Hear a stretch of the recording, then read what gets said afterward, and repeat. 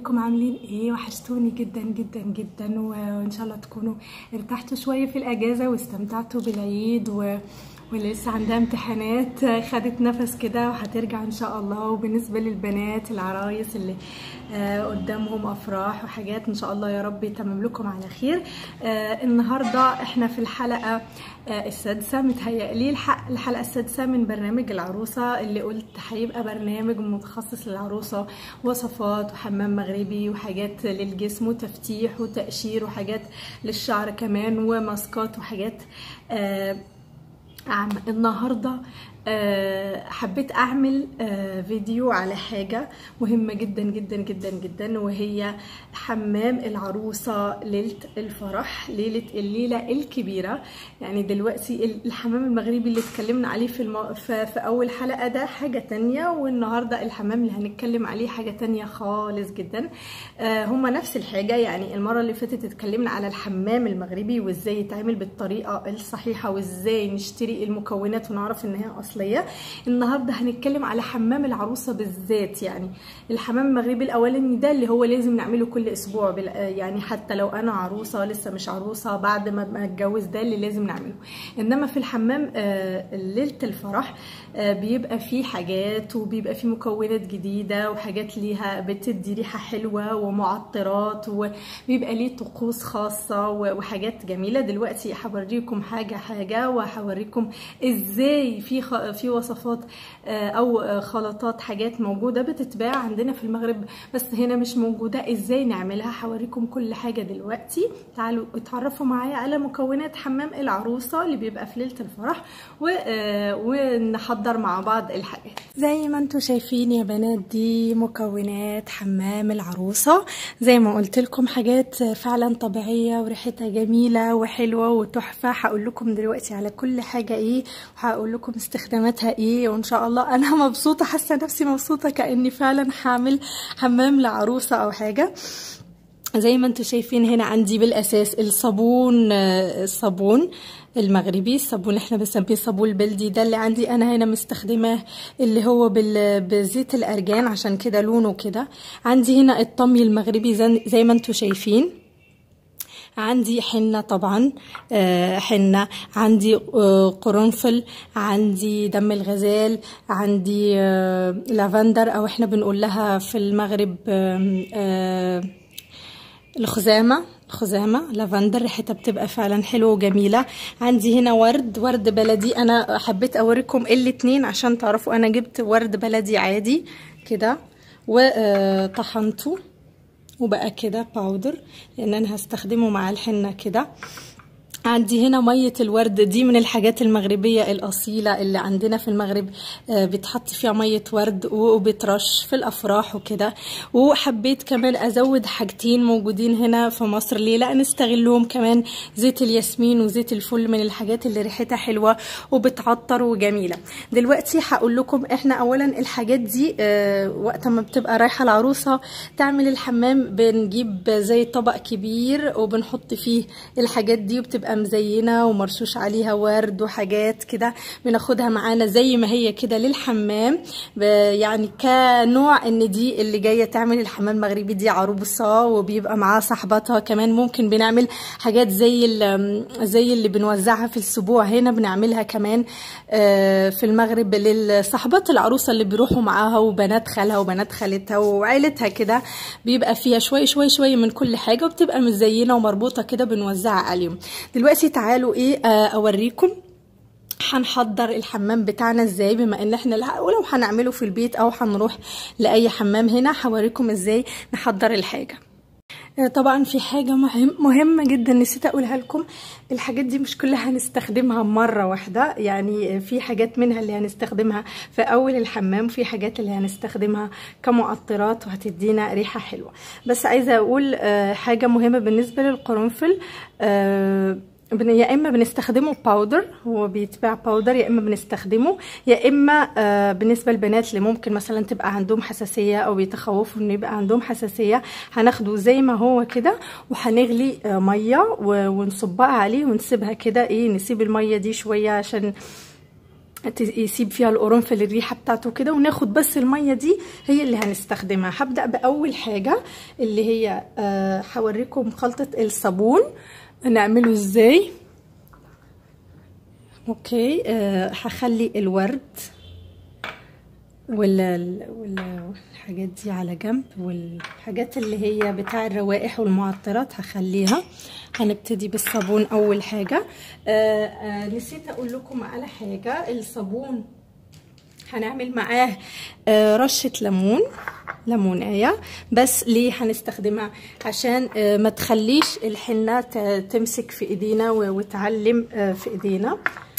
هناخد الصابون. ماشي، الصابون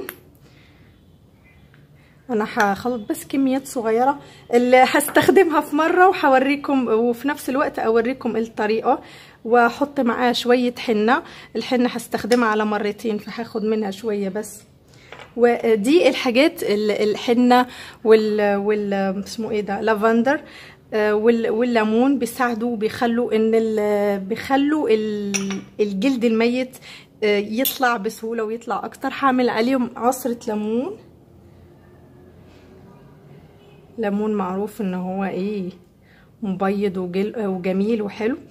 انا هنا بستخدمه عشان عارفين لما بيبقى في عندنا لون او حاجه بيقول لك افرك بليمون، بنستخدمه عشان ما يخليش الميه الحنه سوري تمسك في ايدينا.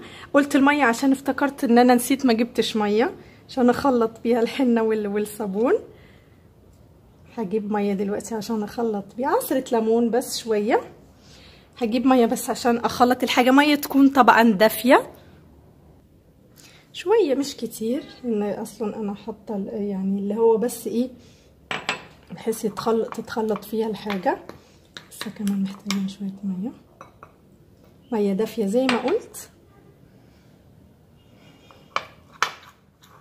طبعا لو احنا هنعمله في البيت الخلطه دي ايه مثلا نعملها قبل ما نخش الحمام بربع ساعه او نص ساعه، كل ما اتخمرت هتبقى حلوه.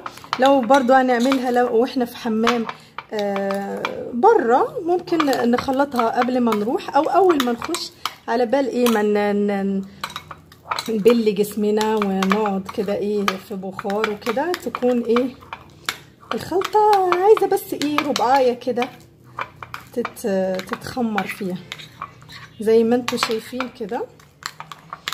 انا مش هقول لكم على الروائح، عندي هنا حاجه ايه فظيعه جميله جدا. ممكن نخلط الكميات على حسب الاشخاص اللي عندنا، زي ما انتم شايفين الكميه دي هتكفيني وبزياده. دي زي ما قلت في الاول، بنات اللي اول مره هيتفرجوا ارجعوا شوفوا الحلقه الاولانيه بتاع برنامج العروسه اللي انا شارحه فيه طريقه الحمام. يعني دي الخلطه دي هنستخدمها اول ما اخش وابل جسمي وانا في البخار، ابل جسمي هدهن بدي واقعد بيها كده ايه 5 دقايق او 7 دقايق كده حلوين، بحيث ان بشرتي تتشربها كويس. وبعدين اتشطف واخد الليفه بتاعتي. ماشي، يعني الفيديو الاولاني شرحت فيه ازاي اختار الليفه وازاي اعمل كل الحاجات دي، ده تكمله للفيديو الاولاني. دي فرصه اقول للبنات اللي اول مره هيتفرجوا عليا ما تنسوش تشتركوا وتفعلوا الجرس، وما تنسوش يا بنات اللايك على الفيديوهات والكومنتس، تدعموني، تسالوني عن حاجه، تقترحوا عليا حاجات، تنبهوني لحاجه نسيتها او حاجه. انا عارفه ان انا اوقات بيفلت مني كلمات مش بنطقهم صح او مش ببقى عارفه اساميهم، فما تبخلوش عليا بالاراء بتاعكم وباللايك والكومنتس، وليه لا الشير مع اصحابكم لو عجبكم الفيديو. دي الخلطه قلت انا جيت واتكلمت على اساس ان كلكم يا بنات شايفين الحلقه الاولانيه بتاع الحمام المغربي، فانتوا خلاص عارفين الطريقه الصحيحه وعارفين ازاي بنعمل الحمام المغربي. دي اول حاجه. اوكي، في هوريكم تاني حاجتين. كنت وعدتكم هوريكم ازاي اعمل الخلطه دي. انا ده جايباه زي ما هو قناع الطين بالغسول والعكر الفاسي اللي هو بنسميه هنا دم الغزال، والغسول اللي هو بتقولوا له هنا الطمي. اوكي، هوريكم ازاي نعمل ده لو ما عندناش، لو مش لاقيينه هنا. زي ما انتم شايفين ده حلو جدا جدا جدا، قناع للوش وللجسم. هوريكم ازاي نعمله، ده برضو ممكن نستخدمه. وهوريكم ازاي نعمل خلطه كده ايه هنعطر بيها نفسنا في الاخر. تمام. هاجي اول حاجه هعمل باقي شويه الحنه دي، انا خلطتها وهخليها ايه منها برضو ايه، اخش اعمل حمام مغربي دلوقتي، هخمرها واخليها على جنب. هاخد حنه تمام، ومعاها الورد اللي انا ايه طحنته، ضربته في الكبه ولا بتسموها ايه، ماشي. طبعا ميه الورد دي اللي قلت لكم عليها، دي حاجات ايه مش هقول لكم يا بنات على الريحه اللي عندي هنا، حاجه فعلا تحفه تحفه. الريحه جميله، يا ريت اقدر برضو اشممكم الريحه، حاجه جميله جدا. الخلطه دي ايه بعد ما نعمل الشامبو نعمل كل حاجه وشاور جل ونخلص وكل حاجه، ندهن بدي، ماشي. ندهن بدي، ندهن بيها ونقعد كده ايه نسيبها ايه جسمنا يتشرب. صدقيني يعني حتى لما بتعملي، حتى لما بتعرقي ما بتطلعش منك ريحه عرق بامانه. يعني انا عشان بعمل حاجه بتطلع منك الريحه دي، ريحه الحنه والورد وبالنسبه للبنات نسيت انا سوري، قلنا القرنفل ممكن نستخدمه معاهم وهو باودر. انا عشان ما لقيتوش باودر ما كانش عندي وقت اضربه، يا اما هنستخدمه باودر معاهم، يا اما زي ما قلت هنمسكه ونزود عليه، نحطه في كوبايه ونصب عليه ميه مغليه ونسيبه يعمل ريحته بحيث ان الميه تبقى سودة، اوكي، يعني تبقى بنيه او سودة اللي هي ايه خدت الريحه وكده. برضو الميه دي نخلط، يعني بدل مثلا ما اعمل نص ميه ورد ونص من الميه دي. كنت عايزه اقول حاجه تانية كمان راحت من بالي، مش فاكره هي ايه كنت عايزه اقولها، ومش عايزه برضو اطول عليكم في الفيديو. بالنسبه لدي لما نخلط دي برضو ايه، نخلطها اول ما نخش الحمام، نخلطها ونسيبها على جنب برضو عشان تتخمر كده. ايه عندنا الاتنين. هوريكم دلوقتي ازاي نعمل ده، نسمع ده، اوكي. ممكن لو مش هنعمل ده، اوكي، لو مش هنعمله ممكن نحط انا ما خلطتوش مع الحنه دي عشان قلت هظبط لكم بيه الماسك ده. لو هنعمل مش هنعمل الماسك ده، نحط برضو نزود على ده الطمي ودم الغزال. هوريكم دي نعملها دلوقتي، مش هاخد كتير وبس عشان انا عندي، عشان بس اشرح لكم الفكره. شويه دم غزال. دم الغزال احنا عارفين ان هو جميل وحلو قوي ومفيد. مش عايزه اطول عليكم في نفس الوقت، مش عايزه الفيديو يبقى طويل عليكم. ولما نعمل رجلينا اللي هي الكعوب وكده نعمل معاها الخلطه دي، وتشوفوا بيخلي الكعب احمر ازاي وجميل ازاي وحلو ازاي. شوف بس دي برضو ايه عايزه بتاخد لها شويه وقت عشان اسمه ايه ده الطمي كان لازم ابدا بيها هي اول حاجه عشان تشوفوها بتتعمل ازاي. هخلطهم مع بعض زي ما انتم شايفين. ادوني زي الخليط اللي عندي ده، ممكن نعمل منها كميه ونخليها في علبه تستخدم للوش والكل. بصوا عشان اوريكم